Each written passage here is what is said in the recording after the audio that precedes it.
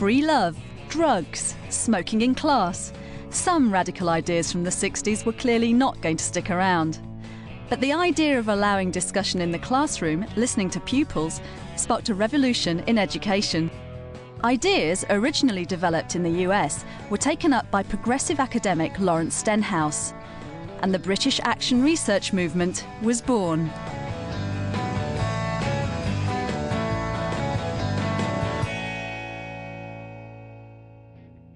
I'm going to ask you a couple of questions. The idea of teachers researching their own practice has been in and out of fashion over the years, but now action research has come full circle and is firmly back on the agenda in our schools. What do you think about the rewards that you get on the scheme? But they were a great incentive. What's happened? Teachers are using the cycle of reflective research to bring about changes in their own practice, contributing to a growing autonomy of schools in shaping their curriculum. We've moved so quickly along, haven't we, Daniel, from using this pack? Is this valid, proper research? Should teachers leave educational research to the academics? Some might have their doubts, while others are passionate about the importance of teachers as researchers. One of Lawrence Stenhouse's original research students, John Elliott. The idea that action research is just very small-scale stuff that is of no relevance other than to the teachers that undertook it, for me, is a load of rubbish. This is St George's Infants, a small local primary school in Ladywood, Birmingham.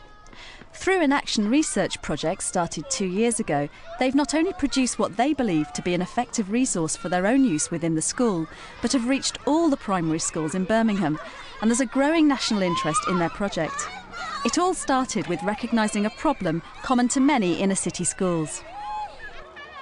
St George's is set in inner city Birmingham, which means that we do have children coming from a diverse range of backgrounds, cultures, speaking different languages. At present, the makeup is mainly African Caribbean, mixed race, white and Asian, and we do have a high percentage of EAL pupils. But on top of that, recently we've seen a growing number of newly arrived pupils coming from overseas with very little or no English. Ka Ying arrived in the UK with no English at all. She required time and support from EAL teaching assistant Joy Smith. Ka-Ying started ending of November as a very, very shy girl. So what I had to do was, walk around with a show where everything is, show her each classroom, where the toilet was, where she has her meals, where she'll do her PE, where every room in school, where it is. Both teachers and teaching assistants found that they were spending a lot of time looking for suitable resources for children like Ka Ying. This prompted an action research project jointly undertaken by Joy and Pfizer. Because Joy was the EAL teaching assistant in school at the time, and she was the person who was being approached by all members of staff, like, what should we do? We need some resources. We decided to do one-to-one interviews with these members of staff just to see what staff were doing at the moment and what kind of realistic help or support they felt they needed to make it even better. If you couldn't communicate with a child, how would you go about it? I'd try the parent first, because sometimes the parents can speak little English. In the action research process, perhaps the most important part of it is developing your understanding of the situation in order to be able to act intelligently within that situation. So the diagnosis of the problem is very, very important, and gathering good evidence from a variety of perspectives. Yeah. The responses that we did get from staff were really, there's no one resource base that staff can access to get resources for newly arrived pupils, and it's very time consuming to pick out one relevant sheet for a particular lesson from there and somewhere else. So what they were really looking for was a pack that covered different areas on a differentiated scale, but something that children could actually work on independently. With a clear understanding coming out of their research, their journey to develop a welcome pack for newly arrived children had a defined focus for action. Over in Kings Heath, South Birmingham, Colmore Infant School were embarking on a similar journey. This time, the challenge was literacy at Key Stage 1. Reading had been identified as a development area within their school improvement plan, and they wanted to target underachieving pupils to raise their reading levels. This became the focus of an action research project. The reading project came from the data that we had in place in school from the Panda report, which showed a huge difference in the grades that children were getting for writing than they were for reading. So our children were achieving a higher level with writing than reading, and had done consistently. Literacy coordinator Della Winchester was given dedicated time and support to coordinate the research with staff, pupils and parents. Our methodology was quite varied. Some of it was very practical and involved everybody trialling new ways of teaching reading. We used questionnaires, we interviewed people, we interviewed the children. We asked constantly for feedback from everybody in the school community. Colmore's Action Research Project was boosted by academic support from an external critical friend, financed by the National Foundation for Educational Research. I think it is essential to have some external support, because if you don't, then the process that you go through doesn't become rigorous enough. You need somebody who's going to be able to help you to think of things in a different light, to sort of open the doors to other avenues, actually. School trialled the Big Read, a new method of listening to pupils reading very regularly. Pupils from reception and Year 1 were heard on a specific day every week, and parent reading volunteers were recruited and trained to support pupils' reading. Now, got your, what are these? As the research unfolded, it became clear that one key weak area was children's reading support at home, and better communication with parents was needed. A parent and pupil-friendly bookmark scheme was developed. From the reception list. So the bookmarks have been colour-coded and are at levels to support from working towards, or the P levels, all the way up to level 3. Within each box there's progressive targets, and sometimes there's also little games that the children can do at home, because we wanted children and parents especially to realise that reading isn't just about the school book that went home. So, for example, on one of the very first basic ones, it says to share this book and other books together at home, to talk about the illustrations, and then an extra activity to look for and read environmental print together, exactly shop signs, family names, packaging, etc. Remember our bookmark? We had to make bigger words. I feel that our Action Research project is still ongoing, and the use of the bookmark system has made us reflect once again about how successful that is, and we realised that we needed more feedback from the parents. So as a result of using those, we've sent out questionnaires to parents to see how they feel about them. So we've now taken their views on board. Action research is a process that links research and action, because what will happen is it will solve one set of problems and probably raise a whole host of new ones which you then have to address for further action research. So action research is a never-ending process. Part of our evaluation process has been the whole action research cycle, actually, to look at the effectiveness of the work that we've done, and to really analyse whether the practices that we've put in place are actually working. The result over the last 2 years has been that standards rose in reading by 10%, which was incredible. In fact, standards rose by 5% over a 5-month period in the first year, so we made a dramatic difference quite quickly. The reason our project was so successful is that A, it had whole school engagement in the project, and B, it was led and supported by our head teacher's vision, and I think that is essential for any school. I think everybody is a bit concerned about doing it because they see it as an extra workload, and I think once you've come to the idea or the notion that you should build it into what you're already doing, and I think having done it for the last couple of years, I've realised that actually. And for lots of the jobs that you have to do in life, like completing your self-evaluation form for Ofsted, it's made that so much easier to do because you've got a very clear idea about how you know why things work or why things don't work, because you've analysed it very thoroughly.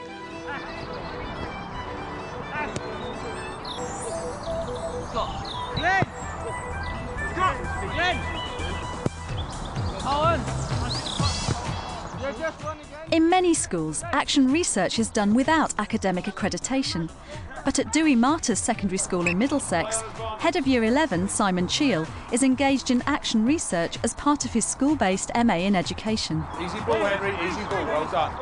At the start of the last academic year, we had a cohort of 56% of boys in the year. Boys are nationally underachieving, and our boys are no different.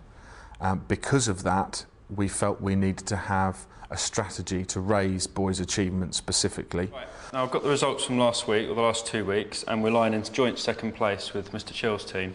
Glenn, week 1 and 2, solid, a score of 2, but unspectacular. Again, you could do so much better. We just need an extra 20% out of you. Simon's research is centred on a motivational scheme to raise boys' achievement at GCSE, the Boys Premier League. Each team of 5 has a manager attached to it, which is extremely important. The manager is a member of staff who has volunteered to be part of the scheme. I'd like you challenging for the man of the match every week, please. All right, you've got the ability, so do it. Each team competes with the other team's effort in their lessons, and a manager will discuss how their scores and points are going. Minus scores and 0 scores, no good to us. The language used will be one of not putting enough effort in, letting the side down, is all rhetoric regarding football. My research is designed to get under the skin of what is effective about the Boys Premier League. It was thought of by someone else, tweaked by us as a school for our students, but what I want to find out is what works best in our school. Bit of background, I'm doing some research into the Boys Premier League. All I need is your honest opinion. Is there anything that you specifically like about the scheme? I like the new point scheme, that we don't have to carry a card with us. Do you think that the teachers treat you any differently because you're on the Boys Premier League? Not really. I think it's fair, really. The best action research have usually given the students a major role in the action research process, creating the space in which the pupil voice can be heard by the teacher, not the pupil saying what they think the teacher wants to hear, but the pupils actually trying to express what they honestly think and feel. Anything you dislike? The Monday night revision classes, I think it's a bit too much till 5:30. Right. So this is why a lot of teachers want to do the qualitative research, because they feel that the scope of their actions for improving the quality of education in classrooms is being limited and restricted by this obsession with measurement and testing. Hi James, thanks for your time. No problem. You were on the Boys Premier League last year. Yeah. There are boys on the Premier League this year. I'm doing some research to find... My approach in the interviews is predominantly informal because I want to make sure the boys are relaxed. Often they associate me with someone who is a disciplinarian. My office I don't use. I try and question them in a chatty way that helps them feel relaxed in order for them to be as open as possible. That will help throw out these little bits of information that I want to draw more upon. Is there anything you specifically disliked about the scheme? Yeah, the classes after school were great. They helped a lot, but when we had to wait around for an hour and a half before they started, and then the lessons themselves were 2 hours long, in the middle of winter, and it's freezing cold, and we didn't get home till about 8 o'clock sometimes. Okay. I was a bit... The methodology that I'm using is a series of interviews that I'm conducting with boys who were on the scheme last year, boys who are on the scheme this year, and staff who have taught both sets of boys. In your group meetings, does the element of competitiveness arise amongst the boys? Comes out for the staff. Comes out from the staff. The staff are very motivated. I know there's another member of staff who is in direct competition because I am winning. So that side of it, I think, really motivates. So some of the kids that are very competitive, it works for them. So for the others, it's the enthusiasm element that works for them. Yes. I think either way, it doesn't matter. As long as they're doing okay, they're doing well. Okay, well, welcome back, everybody. Good to see you again. I'm just interested, really, to get an update of your research so far. As part of a school-based MA, Simon and other local teachers on the MA programme attend weekly seminars led by the school's deputy head and lecturer, David Lewis. The MA at school is an innovative programme. It really allows the university to come to the school. It's a school-based MA. Our colleagues here have been undertaking action research and study on the MA for 2 or 3 years now, and we're able to link those action research projects with key areas of the school improvement plan. So all of this is very good because it drives the school forward, and of course it's useful for individual professional development as well. So has anybody got any contributions to make about issues they've had with undertaking research so far? Well, I've got a big issue in that Friday will be my last day, so I've had to rush through the second phase of my research. I gave out questionnaires to the teaching assistants last week, and I haven't not had a very good response rate. Has anybody got any tips there of getting people to complete questionnaires? I mean, what type of tactics do you think you might use? Because this is often a problem. Depends who the questionnaire is too. With students, you've got a different issue in that you have the facility to sit them down in a confined space and get them to answer the questions, but then you have the issues about whether they're copying their neighbour or whether they feel forced in that situation to write something for you rather than be honest. Is it a contrived situation? I would argue in that case it's better not to give out the questionnaire at all. I mean, if you're forcing people to complete a questionnaire, it's an assembly scenario and you make the entire year 10 complete a questionnaire for you. Often, there are all sorts of validity issues with that. I mean, people can return, a false questionnaire or a false answer, and, your data's skewed. Biggest challenge for action research, again, is constantly proving the validity of the research itself, ensuring it's gathering deep data about practice that's going on in schools. Thank you. The stage I'm in my research at the moment is I'm bang smack in the middle of the methodological process. Having conducted a series of interviews, I'm now embarking on the process of distributing questionnaires in order to fine-tune responses to the themes that have been drawn out from the interviews. These are your opinions, Scott. Okay. Yeah, they are. Thank you. My opinion. Good man. Totally different. What I've got to do next is actually put an action plan into place about how my research and its conclusions are going to be used in practice next year and the following year. Action research is a kind of what I would call professional scholarship. In other words, teachers don't have to reinvent wheels all the time. If they have access to other teachers' action research into similar problems to what they have in classroom, that can give them a big lift, if you like, and they can say, right, well, I'm now going to try out this in my classroom to see if it works for me. But they can get ideas from other teachers because other teachers have written up accounts of their action research. Small-scale research in schools is essential rather than responding to imposed top-down figures that have come from elsewhere or nationally. As important as they are as reference points and guidelines, the impact of small-scale studies by teachers or groups of teachers in similar socio-economic areas, in similar schools with similar backgrounds will have a huge impact on raising achievement and raising the quality of teaching and learning in schools. Sharing good practice is essential. Hi. Please say. Look what's here. At St George's Infants, after 2 years of research, the welcome pack has finally arrived from the printers. Oh, it's so nice to see the finished version. Because the quality is just absolutely brilliant, and to know that each school is going to be getting this. It's not just going to be one of those booklets that goes into a school. Originally, it was only supposed to be our schools, four schools, and then all of a sudden it's every single school's going to get a copy. But look at the difference between this one and this one. This is the one. This is the one we had no funding for. So it's something that we just had to look at from different resource packs and put together for our own school. So each class has got one of these. Just taken from a couple of different books that we found. Yeah.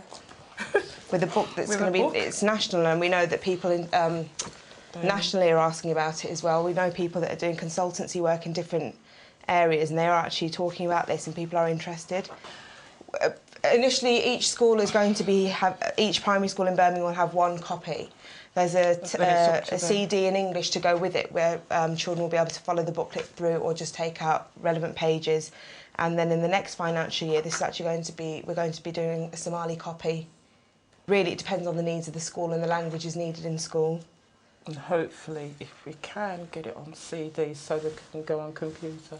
There's still lots of scope to make it more accessible, but you know, just for one school each school to have a copy of this in itself, it's amazing, isn't it? Because there's nothing out there that caters for newly arrived pupils. It's all in one place. This is brilliant.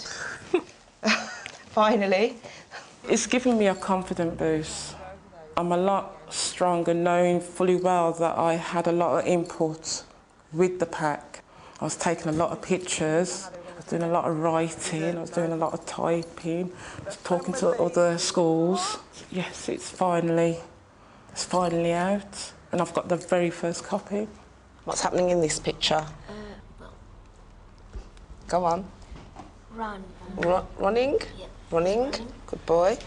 What's happening in this picture? He's reading. He's reading. And what are we doing here in the playground? Lining up. Lining up, good boy. And what's she doing? Right.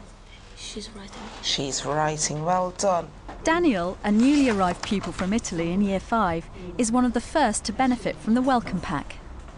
Working with the Welcome Pack is very good because it contains pictures that the children can use to associate with words. And it's helped Daniel, especially, hasn't it, Daniel? Because you didn't have much English at all when he started, and his English has come on in leaps and bounds using this pack.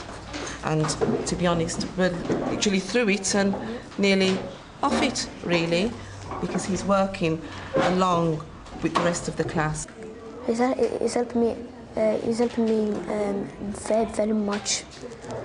Yeah, because I have to learn English and the verbs. Because if I don't learn the verbs, I can't explain what I'm saying. We can work with adjectives, verbs. Yeah. We've done work on nouns, haven't we? Yeah, we do the work with the adverbs and adverbs, yes. We've moved so quickly along, haven't we, Daniel? Yeah. From using this pack, his vocabulary is built up very well. Yes.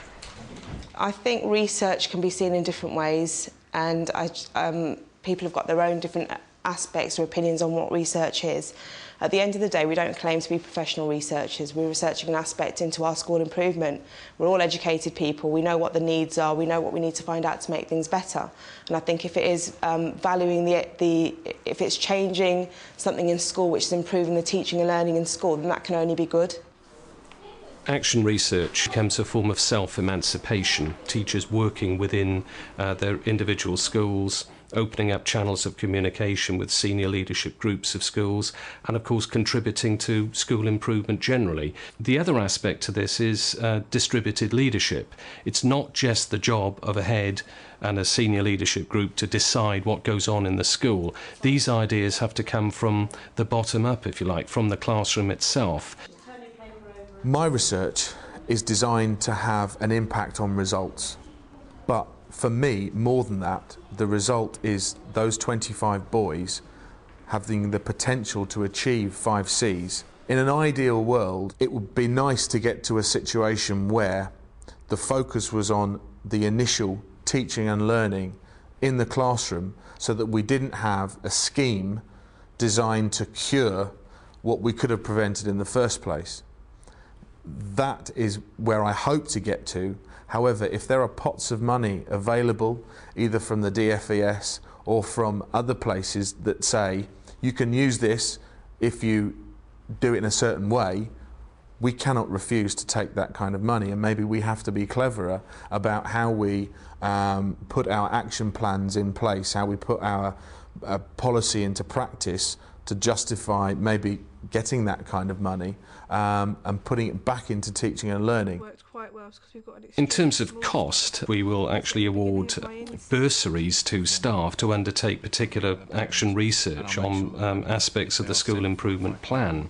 Of course, that has an ethical conflict again, in the sense that we have a teacher trying to work within the school, is now being funded by the school to carry out research that might lead to school improvement.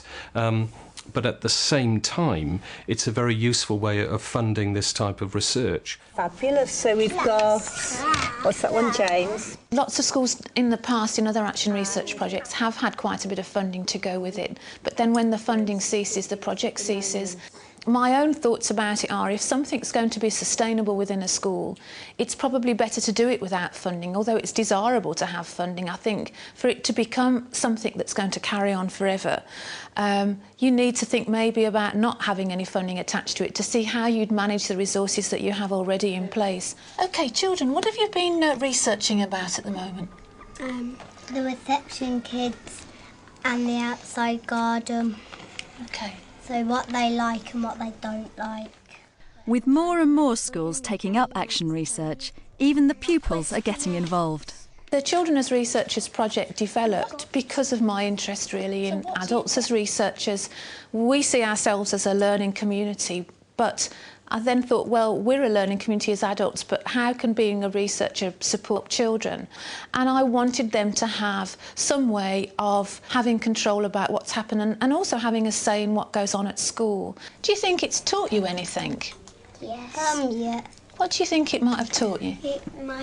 It could have taught us how to be like a grown-up researcher. I think you're probably right, actually. I think it probably has. OK, thank you. There's a lot at stake in whether teachers embrace action research. What is mainly at stake is the question, who controls what counts as knowledge about teachers' practices in classrooms and schools? If teachers undertake action research to develop their practices and produce public accounts of that research, then they put themselves in a position of being able to exercise a measure of control over what counts as valid knowledge about classrooms and schools.